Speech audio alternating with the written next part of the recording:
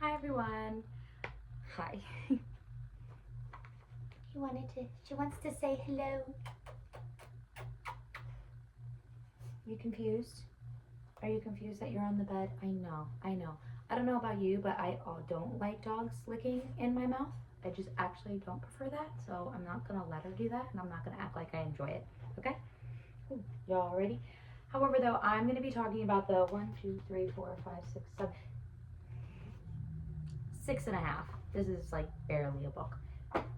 The 7 books that I just didn't care for, and honestly, it really might bother people. So let's get into it. Starting off with this series. I understand a lot of people like, is it ACOTAR? I think? Yeah. A Court of Rose and Thorns. Don't get me wrong, the setting is beautiful. The way they're describing it, and her writing is very captivating.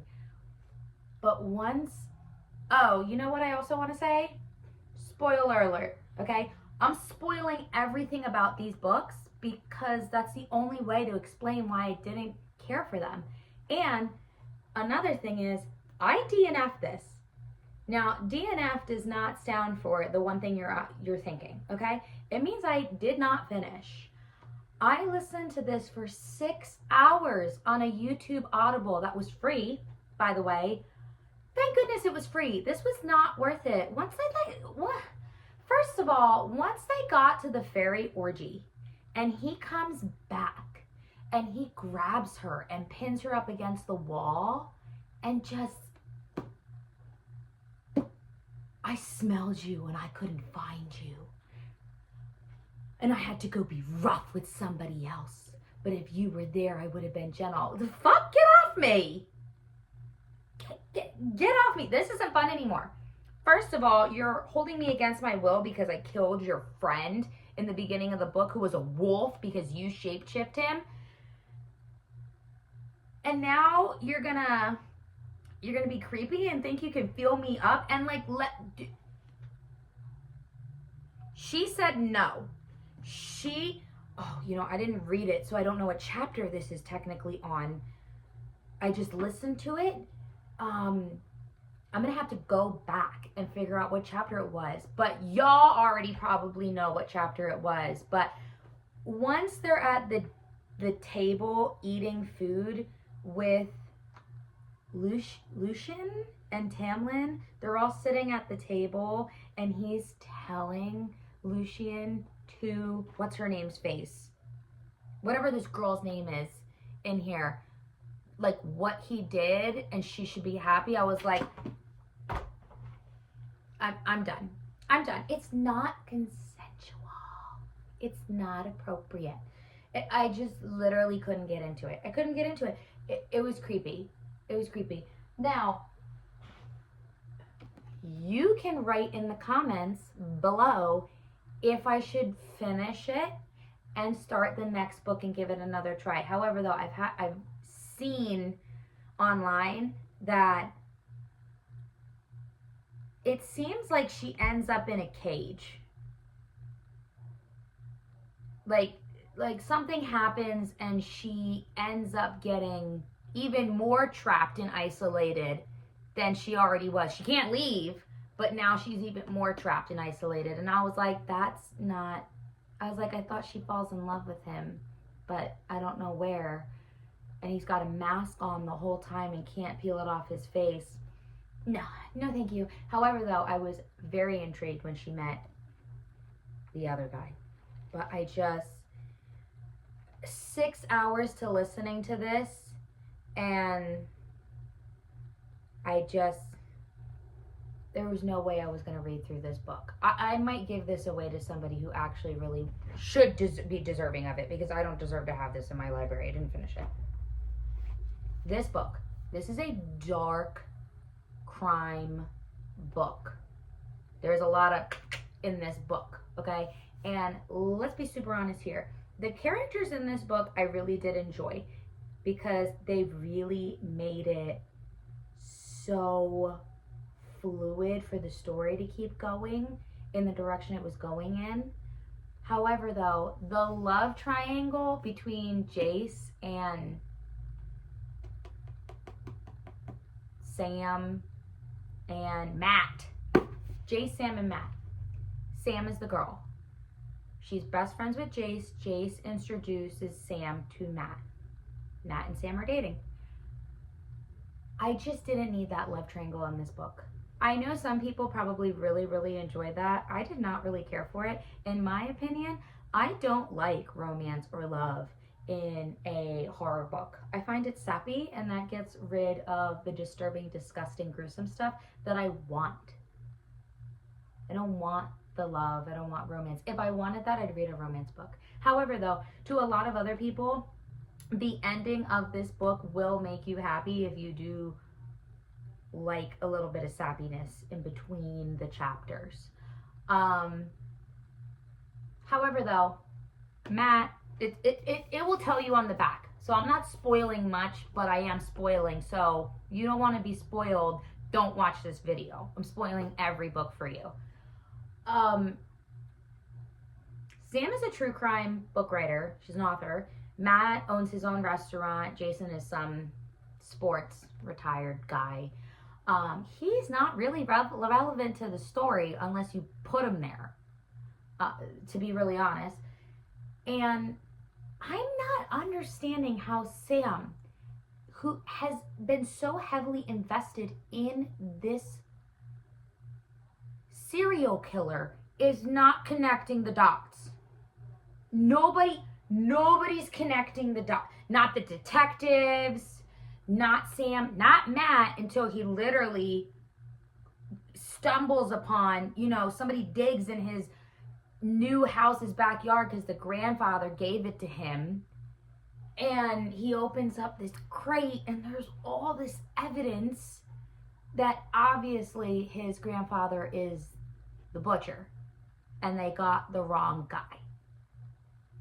And I'm like, ooh, gruesome, scary, violent. Check your trigger warnings. It's all in it. And it was great. But then it took a turn.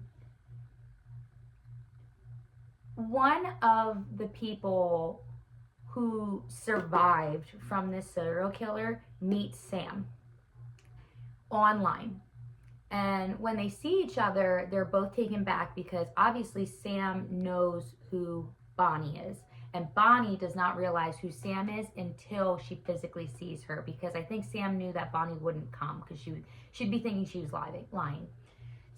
Bonnie has evidence that she knows who the killer is because she got away from him, thankfully, because of an incident that happened in the woods. I'm trying really hard not to spoil a couple of things in the book just in case if people do really want to read this. But I am going to spoil a lot.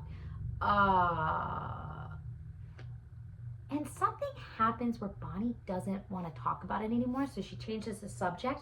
And when she changes the subject, Sam goes, oh, my boyfriend, Matt Shank, is the owner of so-and-so restaurant. You should come by sometime. And all of Bonnie's demeanor completely changes. And she wants to leave. She wants to leave. She's like, I need to leave your house. It's time for me to go. And Sam's like, why? Why won't you tell me who the killer is now? Why do you have to leave? Are you that stupid? You literally said your boyfriend's last name. And you mentioned, because most people know who he is, because he's famous-ish because of his grandfather, who is the former sheriff of where they're at in this book. That pissed me off. I listened to this on Audible as well, because the first chapter I was like, oh, this is boring. The second chapter I was like, oh, this is boring. But then I realized it was painting a picture of what was for to come. And I was like, oh, okay, it's getting better. It's getting better. However, though, nothing pissed me off more than when Matt killed his line cook and no one noticed. You're telling me there's a ton of people working, and there is a ton of people who are realizing you guys are having a heated conversation, and nobody's questioning where the fuck he went. I sent him home. He wasn't mentally able to cook. Bitch, he was there at work before you. And we really didn't need the chapter of her breaking into his house to find him just masturbating to porn. We didn't need that chapter, okay? That was just uncomfortable. I understand there's, we're trying to make it disturbing, but that was just like unnecessary in the book. That was like, look at my eyebrows. They're saying no.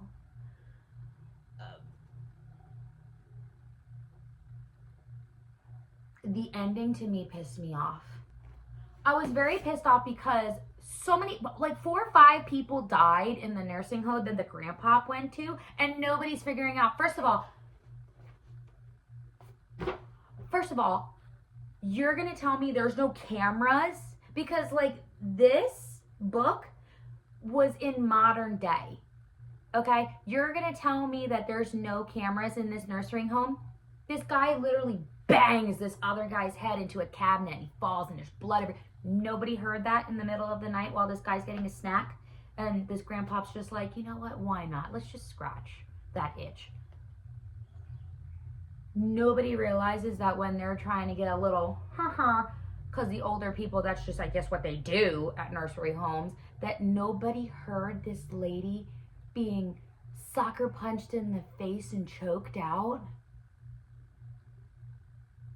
There's not even cameras, at least in the hallway, or like he literally put crushed up Viagra in somebody's tea or coffee and nobody noticed.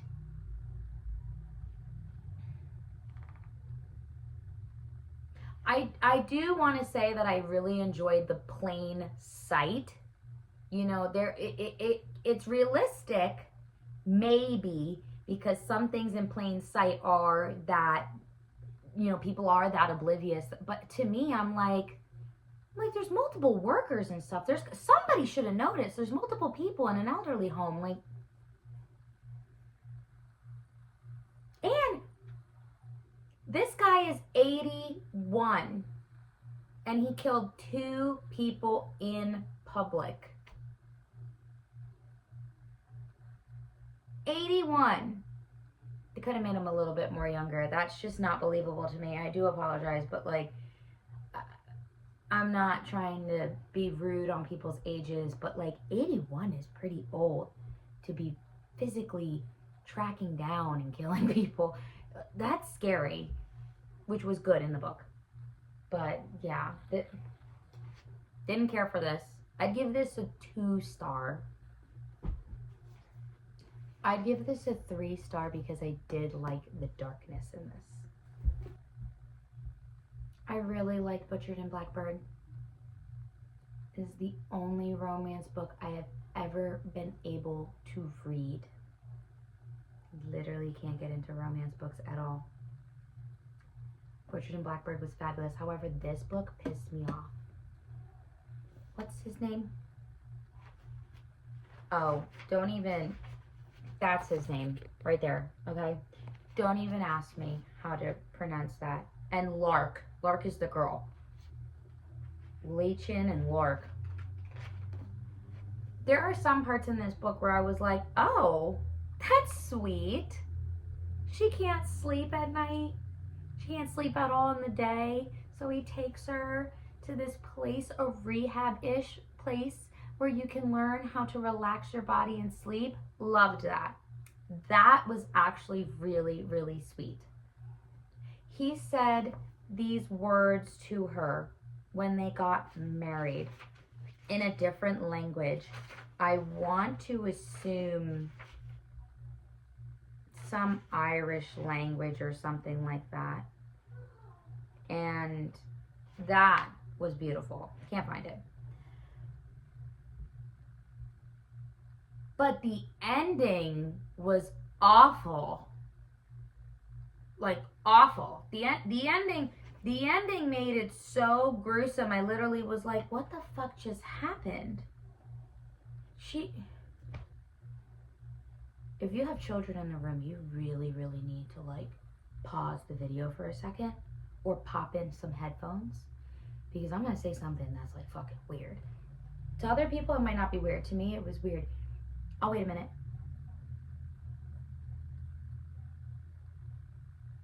Okay. She puts on a strap on and she just like goes to town on him.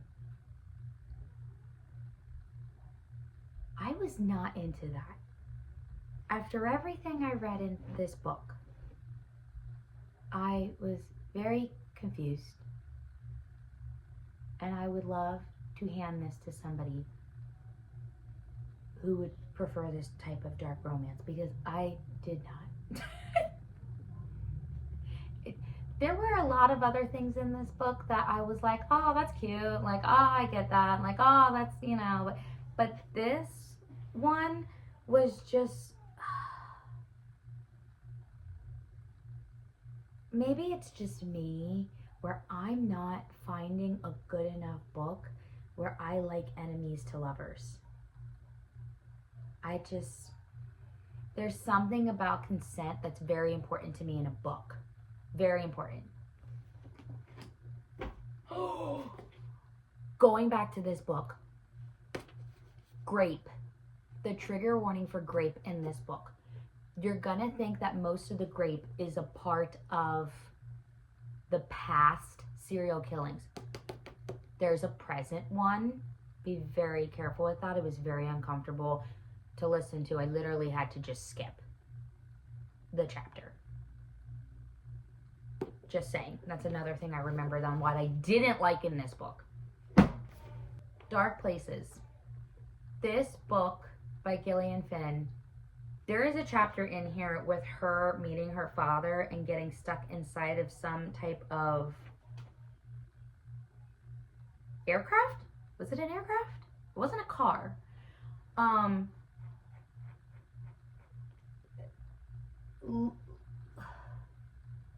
Libby is the survivor in a family, and her brother is the one convicted for it. And you're going through her present day life of, hey, the money's running out of your, you know, people have, you know, sent money to you to help you out because you were a little kid when this happened. And because the money's running out, she conveniently meets somebody who's in this club who believes, like, they truly believe that she's a liar, because she was on the stand testifying that her brother did it, when in reality she was in the closet and never saw a thing. We go through the brother's life of what happened in the past, and he's a weirdo. Okay, he is a weirdo in this book, and you can definitely tell on how predictable it is, and just kind of how slow everything went. And it was like peeling an onion that burnt your eyes and just your fingers at the same time. This was at least a 2-star for me. I enjoyed the darkness and the uncomfortable of this, but at the same time I literally was like,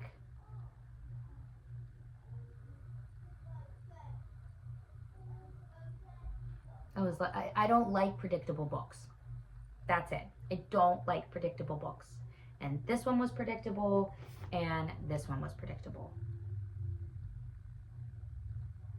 So, you know what? I just thought of another thing. I keep going back to this book. The ending of this book. When Sam is in the hospital, and she goes, I'm going to have to see Matt when I get out of here and thank him. No, you do not. No, you don't. That man sexually assaulted you,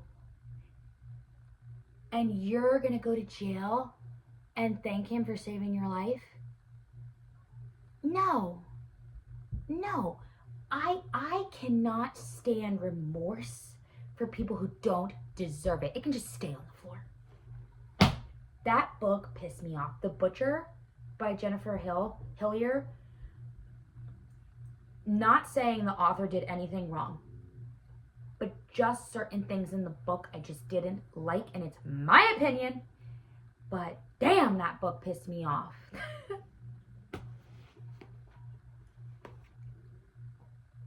Rock, paper, scissors. You ready? Rock, paper, scissors. Took forever. This couple is going to some type of Airbnb, and they were lured there technically. The wife won some type of raffle or some shit like that, and things started getting weird. And you could definitely tell that somebody's been in and out of their Airbnb the entire time they're there. And it was just so slow and boring for me that I just was like, when is it gonna get gruesome? And it never gets gruesome. It never gets dark. It's just like, the guy can't identify faces. Supposedly that's like a medical thing. Like, the husband in this book literally cannot identify you in a room. Like, everyone's face is like blurry to him. Which was in the person who lords them advantage. But it just wasn't believable to me. Like, I just really couldn't believe that. And just how slow it was, and just certain things happening. I was like, I just got to get this book done with, and I got to donate this to somebody, because I really could care less. Maybe I'm just not into psychological horror, but this book, I'm not gonna lie to you, there's not much that I actually remember in this book, and that tells you a lot on how much I didn't like it, because I don't remember shit. All I just remember is he's a writer, he's way too obsessed with his career, and they never had children, and it really messed up their marriage throughout the years, and they can't fix it now. And he ends up having an affair with this lady who was friends with the wife, and they look exactly the same, but just not in the face. If that makes sense. And he ends up marrying her. And the ex-wife lures them back. And it sounds really interesting, but just because of how everything went, it just was just too slow and boring for me. I need a thriller. I need something to punch me in the face. Sorry, did I scare you? She's a rescue. She's a little startly. This book. I love Freida McFadden. I have read many of her books. This one, we need to go back. This is the plot I want. However, though, the plot should not have been only the children doing stuff. They move into a neighborhood. They meet their neighbors. Of course, because she married the gardener, everyone's trying to, her husband, okay? Especially the neighbor one. And the neighbor is very repulsed by her own husband. But they just stay together. Which was interesting. However, though, when they're first moving in, the lack of communication between, what's her name again? Millie. The main character, Millie and her husband. The lack of communication that they have really pissed me off. Why are you at the neighbor's house and not telling your wife where you are? Why are you talking to the neighbor in the dark, in the backyard, and not telling your wife? Why are you hiring a maid for the house? The lack of communication really pissed me off. Now, What also pissed me off was the maid in the house, because I feel like that is what kept the story good. Thank God. It pissed me off because that's what wrapped the book together and made the book so good. Was the maid who worked in the neighbor's house, also cleans for Millie's house. She knew who Millie was, and she ended up just that guy in the end, and I loved that. However, though, I would have been so happy if Millie and her husband could have been more of a participant in it, because you know, they went to the beach and like the neighbor wife got tucked under the water, and Millie's husband took him out of the water, and it was this whole big giant scene and stuff. And it's like, we didn't need to do that, because we could have just let your daughter try to drown her in the water because she yelled at the brother. That's how we could have left it off. We could have left it off where she was gulping up for air and swimming back under the water and confused on why she just went underwater. That would have been more suspenseful. We don't need Millie and her husband being celosa with each other. It was just weird. But what also pissed me off was the son broke something in the neighbor's house. And the father said, you're going to work for him until you earn up the allowance to fix that. Couldn't have been fucking me. Do we leave our children alone with random people? Do we do that? No. No, we do not. No, we do not. My kids have never even met a babysitter without me fully knowing them. They've met one babysitter in their whole life. And I knew her through grade school and graduated with her in high school. And one time she babysat for my kids. Once. Why? Because we don't trust people. But that pissed me off. I would never, especially a man, be alone with my child and have him just doing shit for your house. Couldn't. Está loca. They're fucking crazy. Absolutely not. And second of all, when I mean alone, I mean this son was alone to the point where he ended up in a room with cameras. And thank God Frida McFadden did not make it any darker than that. Thank God in this book, this boy was not assaulted. Just videotaped. But like not asked to do anything. Pissed me off. I was so happy when I found out the daughter found out, and I was very happy that she was armed because of her dad.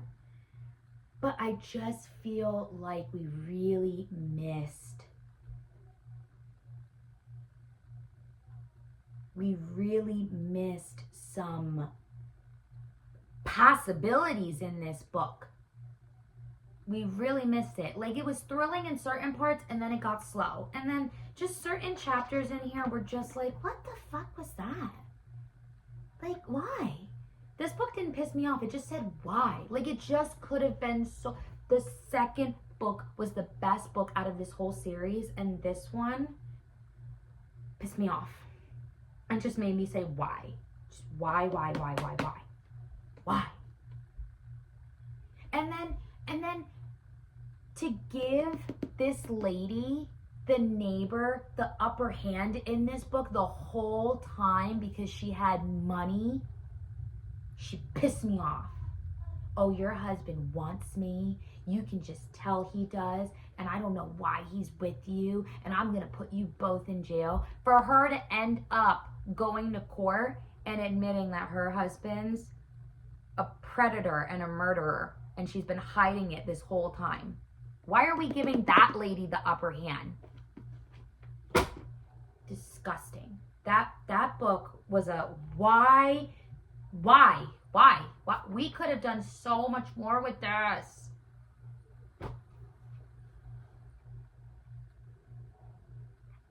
If it was going to be this small, we didn't need to write it. I said what I said. We didn't need to write it. If it was literally skinnier than my finger, we didn't need to write it. You didn't. Would I have loved a story? Like, don't get me wrong, I feel really bad for Millie. Her parents literally called off the day of her wedding. She's pregnant. And this guy is stalking her throughout the whole day. Now, does it make me love the gardener more in this book? Yes. The gardener is a 10 out of 10. Except for when he's saving the neighbor in the other book.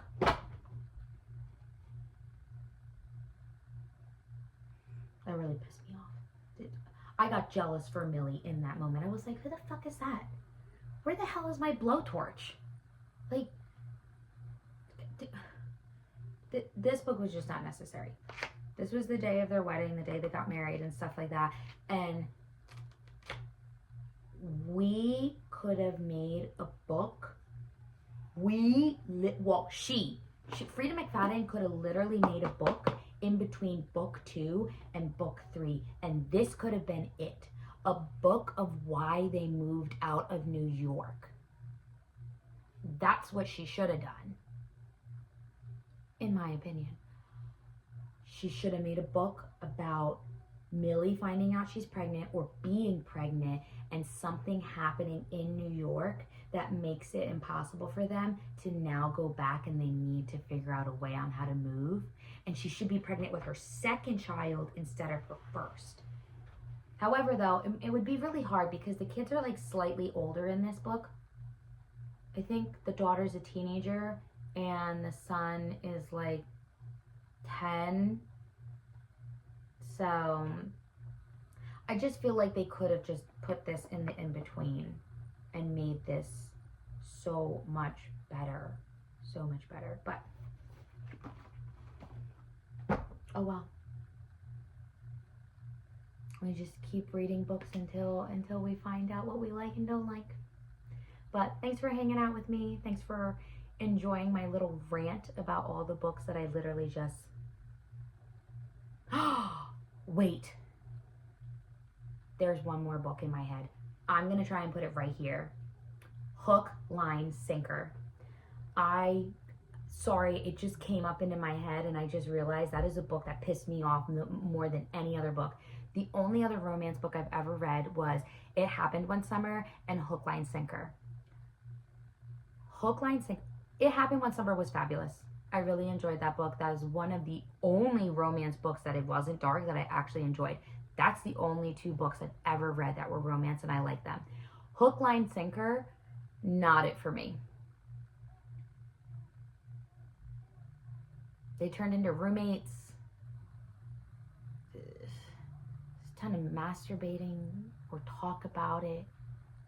They're both into each other, but not admitting that they're into each other. And there's other people in their lives telling them, don't hurt her, don't date her because you're a player. Like, it was just, I mean, we didn't have to do 20 plus chapters of the same chapter.